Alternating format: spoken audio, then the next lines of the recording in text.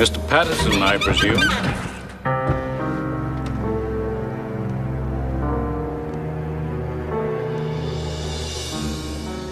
$11 on the bell. I like a man who's punctual. I like a man who don't sneak up on me and scare me so bad I piss my own pants. Perhaps we should talk somewhere else. What's the matter, sunshine? Not man enough to wag your chin over a puddle of my urine? You're an odd man. You ought to see what I'm like when I'm alone. Anyway, enough about old Butchie. I don't figure you woke the monkeys up to measure their inseam, so start talking. I opted for these lanes because they seemed apropos to the circumstances of my dilemma. He was trying to confuse me by using not English words, but I wasn't taking the bait. Don't ever speak Belgian to me again, or I'll shoehorn your trophy shelf so far up your wazoo you'll spend the next 10 years putting glass eyes in wiener dogs. Got it? Well, I heard you were unorthodox. I had no idea to what extent.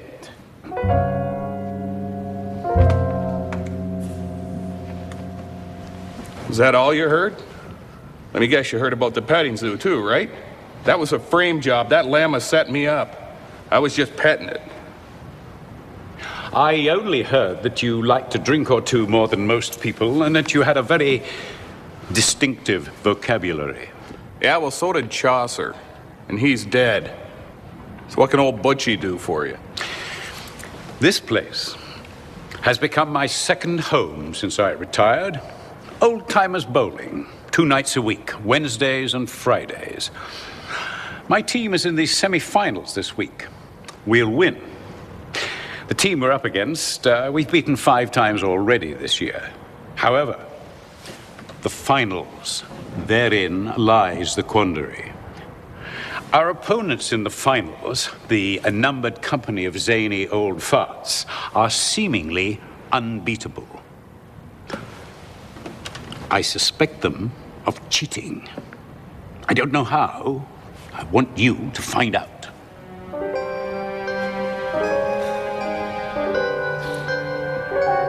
$60, half up front. Fine. Meet me here tomorrow night, and I'll have the money for you. Same time.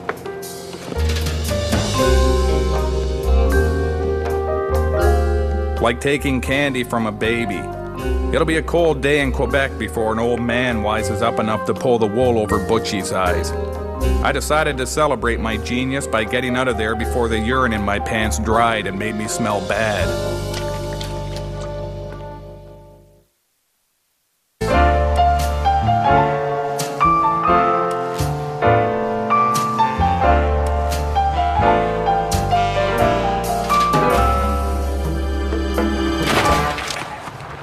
Hey, Blanche. Jesus, Patterson, you scared the hell out of me. Well, you forget I'm capable of cat-like stealth when I'm almost sober. Which thankfully ain't too often. Speaking of which, I'm on my way to get nice and tanked right now. You want to come along? Might get enough booze I need to toss a few quarters into the slot machine in my pants. Shut up! I don't... What do you want, anyways? I need you to teach me how to put on makeup so as I can trick some old men into thinking I'm something I ain't. You're not that broke again, are you? That was a one-time thing. For a case I'm working. I'm going undercover as an old man bowler. I need you to age me a few years. Just a hair and face. I ain't figured out what I'm going to do about my scrotum yet. Hopefully it'll never come up. My first game's tonight, so meet me at my place after work. I'm going to be drinking till then, so just let yourself in if Butchie's lights out.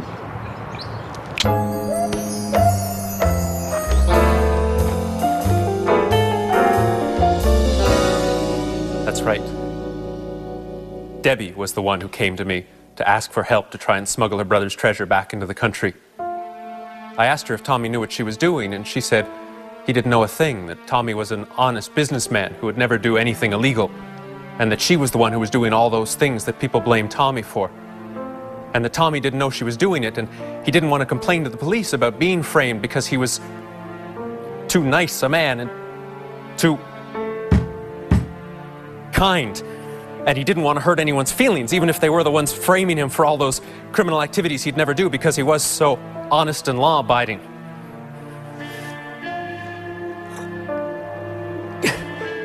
And then she said that she felt no remorse for any of her victims and that their pain and suffering made her laugh.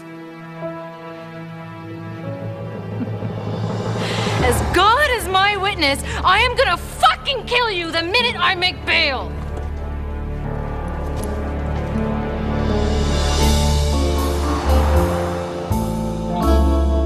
You know, you really should have hired a professional for this. Well, normally I would have. We're talking about old people here. I figure most of them can't see more than 3 feet in front of themselves, so, why blow the whore money? The hooker money. Prostitute, sorry. It's okay. I stopped trying to understand or change your personal life years ago. You and me both, Blanche.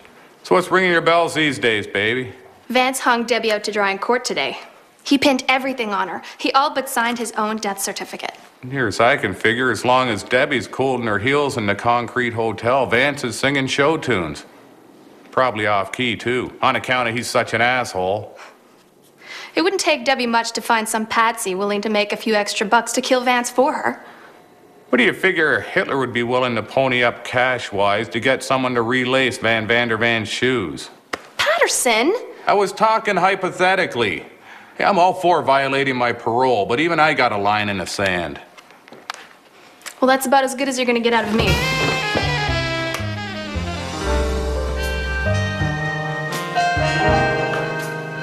Geez, it's like a premonition of how attractive I'll still be in 30 years.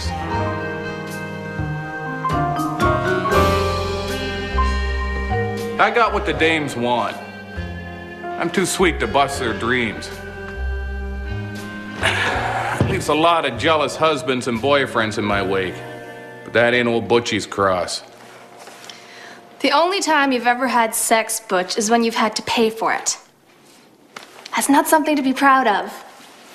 Yeah, well, I seem to remember flying you first class around the world on the Concorde in my pants.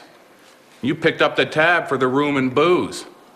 It's kind of like you paying to have sex with me, Blanche. Somehow that just makes the world seem more right. Well, I gotta go. Put the clean sweep on the digs and lock up when you're done.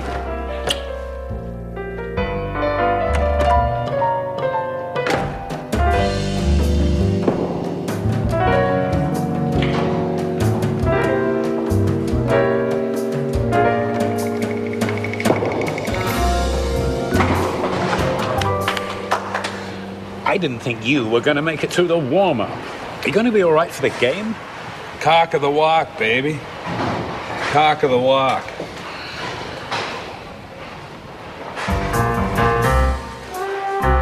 Butch, you're not up first. I am now.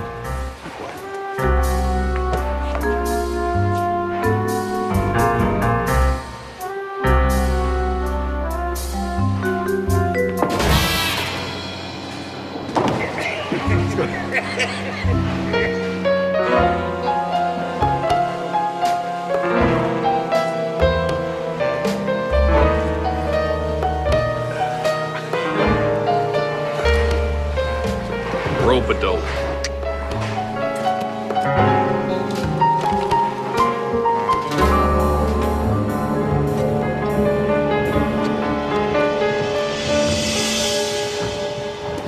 Hey, you got a light, pal? This is a non-smoking league, and you're not allowed to bring your own bottle in. Well, I'll keep that in mind. Just in case I run into someone who cares what a corset-wearing lap dancer like you thinks.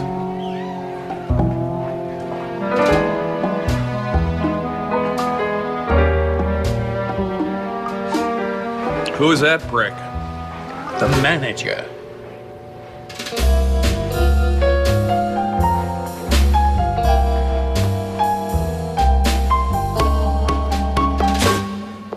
What do you say you answer a few questions, pal? No. I figured the manager would have the inside skinny on the who's and what's around this place. So far, he was playing dumb. I decided to increase his motivation. Now, tell you what. You answer my questions, I'll line you up with a whore. Real classy one. Butch, it's your turn. This ain't over.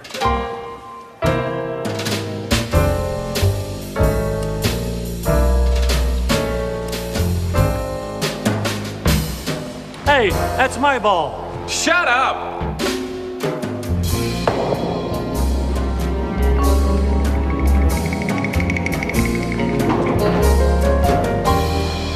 Look, I'm just saying, try to tone down the power a little.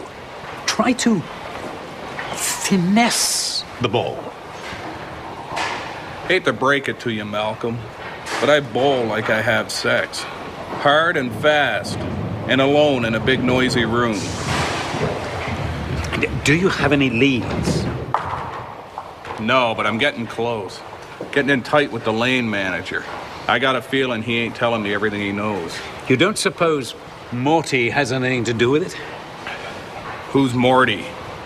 He is the lane manager. That was a fairly simple transition of logic, common to many conversations. Really? Well, how much have you had to drink today? Nothing. Figures. Look, pal.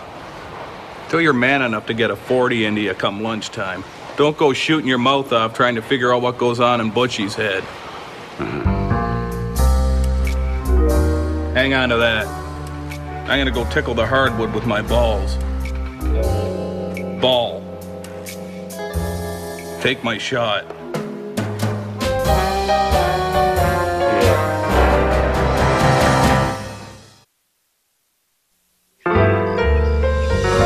What do you want, Blanche?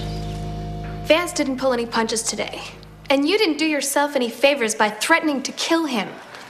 Ooh, I better be careful who I threaten. I'd hate to end up in jail. You could end up in jail a lot longer than you think if you're not careful. Or if you just sit idly by while your past associates screw you over. It's not like I've got a lot of options. Believe me, if I could figure out a way to sneak out of my cell and hunt them all down, I would.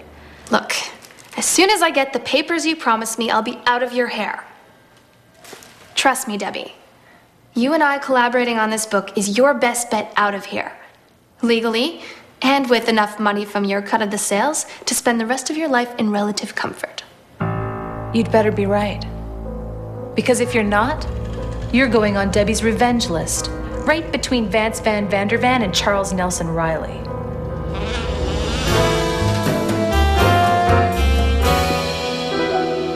You, mean what you said about the, whore? Whatever kink you're into, pal.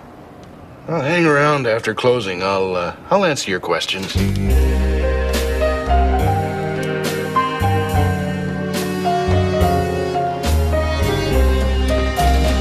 Let's go. I haven't had a woman in almost 7 years. Not so fast, sunshine. You ain't answered all my questions. I got a client who tells me not all the teams in your league are drinking from the same fountain. Numbered company zany old farts. What do you know about them? They were a nothing team at the start of the season. Odds-on favorites to finish last place again. They got more hip replacements and bypasses than every other team in the league, combined.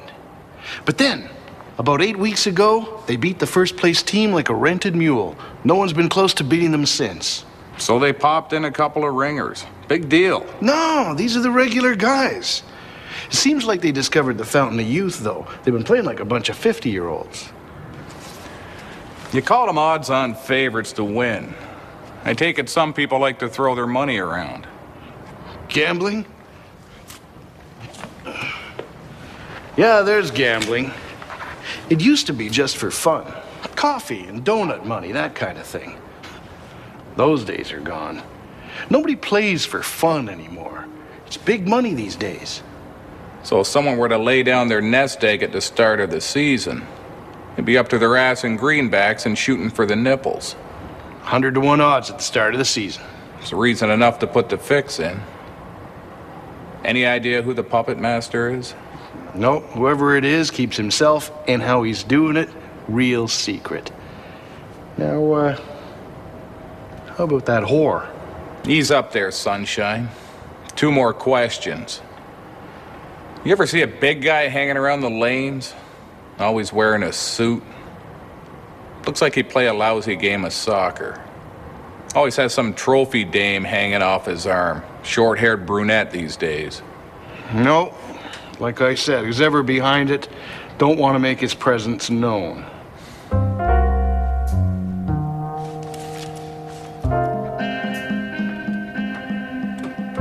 Now, what's the last question? Why in God's name would you trust a complete stranger when it comes to whores?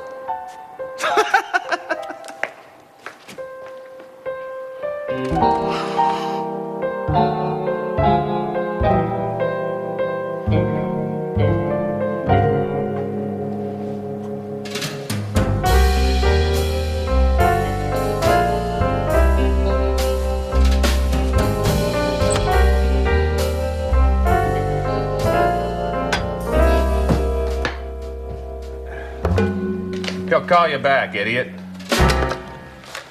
Go get me 7 gin and tonic. I don't work here. That doesn't matter. Just do it, you freak.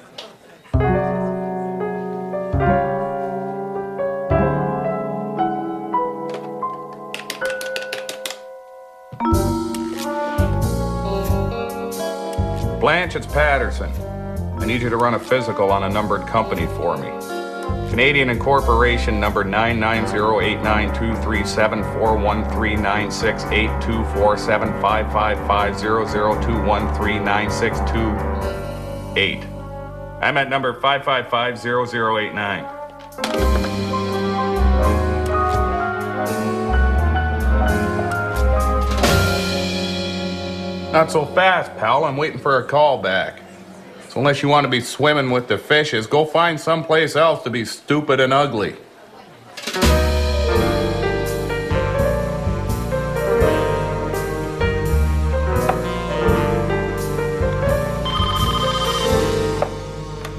Patterson here. Hey, Blanche, how's it going? Did you get the stuff I need? No, the number's good. Well. Looks like your old friend the Swede's been playing you for a fool. I'll fill you in as soon as I pay the pimp on this here case.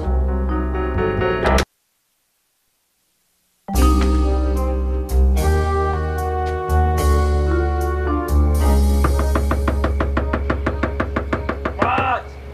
It's Officer... Word got out where you're staying. Hitler's sending someone over to cap you. We better get out of here pronto. How'd you find me, Patterson? Blind luck.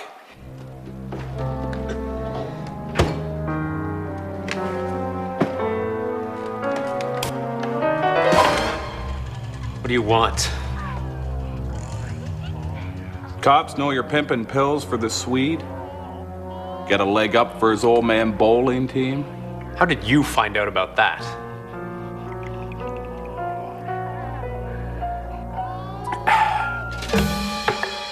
That's not important, freak. I didn't know what they were for. He asked me for a favor in terms I couldn't refuse.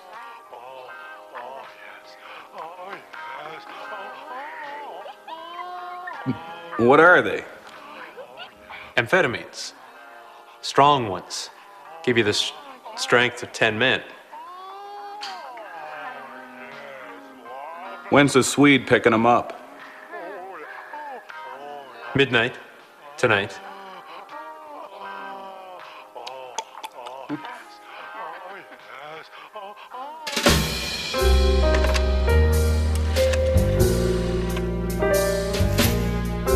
Yeah, hi, it's Vance Van Vandervan.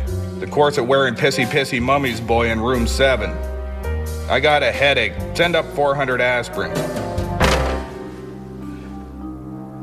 Make the switch before you hook up with the Swede.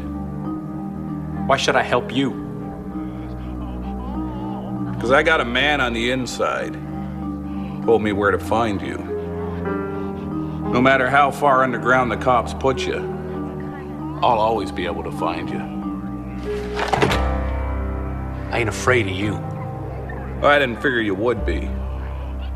But I'm willing to bet my surviving testicle that you're afraid of Debbie Hitler. I ain't a hitter, Van Vandervan, but I got no problem playing matchmaker.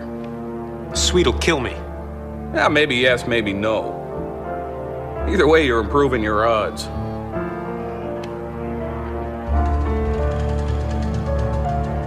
And one more thing.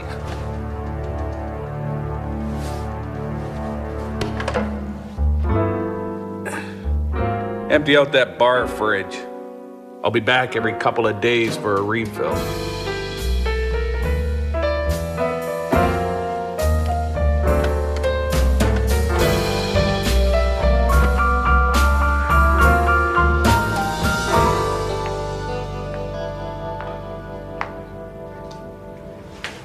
I don't know how you did it, but I've never seen a team lose as badly as they did. Well, most of them were going through withdrawal. Winning the game was the least of their worries. Mr. Patterson, you've been good to your word, and I am good to mine.